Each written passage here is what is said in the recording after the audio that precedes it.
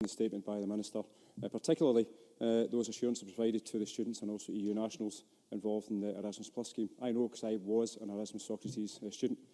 But I'd be grateful if the Minister could actually invite Mr Skidmore, when he meets him in a few weeks' time, to actually come to Scotland, speak to EU nationals, speak to institutions in Scotland, including the Jack Cain Centre in Edinburgh, who actually hosted the Parliament's Culture, Tourism Europe External Affairs Committee when we did the Erasmus Plus inquiry, which I'm sure the Minister will be very much aware of, because I'm sure if Mr Skidmore actually meets students and people from Scotland, that would actually encourage him to provide some more assurances, actually provide the assurances that are required to actually keep the Erasmus Plus scheme. Minister. I know that Stuart McMillan has mentioned before how he benefited from the Erasmus scheme, and he's a perfect example of where you can go in life through enriching your experience through such schemes.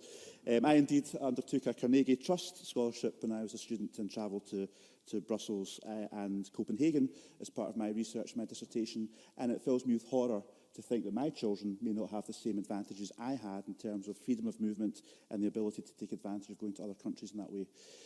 However, in terms of Chris Skidmore, the Minister, I unfortunately think the members missed his opportunity. He was here just last week and he visited some institutions in Glasgow. And he has said to me, of course, as indeed the Scottish Conservatives today have said, that he's very sympathetic to the arguments made in relation to both Erasmus and Horizon 2020 and other dimensions of the Brexit debate.